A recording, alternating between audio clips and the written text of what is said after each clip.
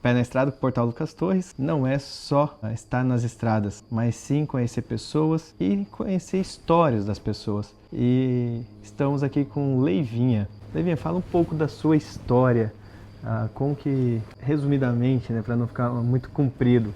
Eu na verdade ele está aqui na Chapada dos Guimarães, na pousada Timã, e a minha história não dá para resumir muito, porque são 74 anos de história. O apelido Leivinho eu adquiri em função da minha semelhança com o jogador e por jogar futebol também. E nos anos 60, mais precisamente 64, 65, o Leivinha foi embora para a Portuguesa de Esportes, ele jogava no Linense, eu estudava em Lins, e me levaram para jogar no Linense no lugar dele. Eu treinei no Linense, e quando fui assinar o contrato, meu pai não queria, eu era menor de idade, meu pai quis que eu fosse para São Paulo. E fui para São Paulo, lá eu joguei no Juvenil de São Paulo, fiz escolas, né, São Luís, uma série de escolas, e daí eu comecei a jogar futebol. Quando eu parei por causa do joelho, que não teve mais jeito, eu treinei com o Pedro Rocha, com o Gerson, com o Toninho Guerreiro, tentei voltar no Noroeste, o Toninho Guerreiro me convidou, mas em 74, mas também não tive condições, o joelho doía muito. E aí eu comecei a escrever peças de teatro. Eu comecei a tocar flauta, depois de um tempo que eu saí viajando, aí meio sem destino, nos anos 70. Depois do acidente de trem, porque eu fazia engenharia em Mogi, nesse acidente de trem morreu muita gente, eu não estava lá porque eu resolvi ir de carro, porque encontrei uma menina que a gente estava paquerando. Então foi de carro. Diz que o amor salva, né? Eu fui salvo. E aí eu resolvi conhecer, quando aconteceu esse acidente, resolvi sair para conhecer algumas coisas que eu não conhecia. Né? O Brasil, o interior do Brasil, naquele tempo, Bahia, tal, Ceará. E quando eu voltei já com uma outra cabeça, já tocava flauta, já fui tocando flauta e voltei tocando flauta e escrevendo peça de teatro. E eu desenvolvi uma peça de teatro e ia levar ela ao ar livre. E estava na fazenda um dia com a minha ex-mulher, a Celinha, e saímos a cavalo, e eu olhei um lugar e falei, imaginei ali cheio de gente. Falei, podia fazer a peça nesse lugar.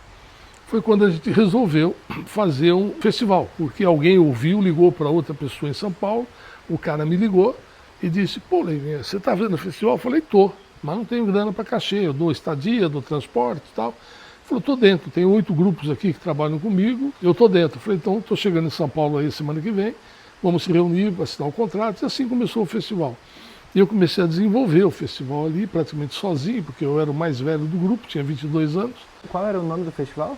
Festival de Águas Claras. Festival de Águas Claras, A fazenda chamava Santa Virgínia, eu morava lá, que era da minha família. E aí eu desenvolvi o festival, começamos a fazer, contratei algumas pessoas que na época eram necessárias, o cara que fazia som, que era o Peninha, o cara que me ajudava na divulgação, que era o Thomas e o Dinho Leme, que foi baterista dos Mutantes. E aí a gente fez o primeiro festival. Foi proibido para fazer o primeiro festival, foi um problema sério, porque era a época da ditadura, eu nem falo ditadura, era regime militar. E a polícia não deixou fazer, a polícia da cidade, eu tive que falar com o coronel Erasmo, que era o secretário de segurança. Cara linha dura, cara porreta, assim, no sentido de tal. E aí ele mandou eu pro DOPS. Eu, naquele tempo, cabeludo e barbudo era chave de cadeia. Eu era cabeludo, barbudo, e na hora de ir pro DOPS, logo de manhãzinha, avisei a família, estou no DOPS, se eu não voltar, fiquei lá. Mas chegando lá, eles já sabiam quem eu era, já me puseram numa mesa e perguntaram, vou te explicar um negócio aqui, vai lá, lê aí, se assinar, para assinar precisa fazer o festival, para fazer o festival, precisa assinar? Ele falou, precisa. Eu falei, dá a caneta. Na hora que eu assinei, ele falou, mas você não vai ler? Eu falei, se eu leio, eu não assino. Se eu não assino, não faço festival, não é isso? Então já assino para a gente ver como é que fica. Só que ali era uma responsabilidade que eu tinha por todos os eventos que acontecessem. Gritar, viva o socialismo, salve Che Guevara, ou qualquer porcaria desse tipo, era considerado subversivo. Então eu era responsável por isso. Depois do festival, sem que ninguém soubesse, também não há registro histórico, porque não houve digital, não houve nada disso, me pegaram e me deixaram 3 dias de banho para ver quem eu era, por que eu levei 30 mil pessoas, porque não tinha propaganda de televisão, nós fizemos tudo boca a boca. Então os caras se assustaram. Um cara desse que ninguém sabe que leva 30 mil pessoas, para acontecer um problema, fica mais fácil. E aí eles viram que não era nada disso, que o meu objetivo era ter feito festival mesmo e tal, mas proibido o festival ao ar livre durante um tempão. Em 81 eu resolvi fazer o segundo. Aí eu saí para profissionalizar. E a gente vendia, naquele tempo, você não tinha nada, né? Você tinha o quê? Ali era cartolina e um compasso para fazer a circunferência do lugar do festival, uns desenhos de barraca, era uma cartolina.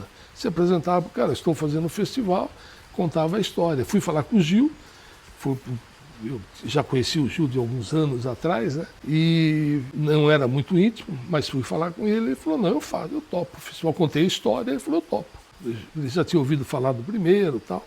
E aí eu falei, bom, tendo o Gil, vou mostrar o contrato, já tem o Gil na mão, os outros fica mais fácil. Porque, né, o pessoal mais... O Gil que você fala? Gilberto Gil. Gilberto Gil. É.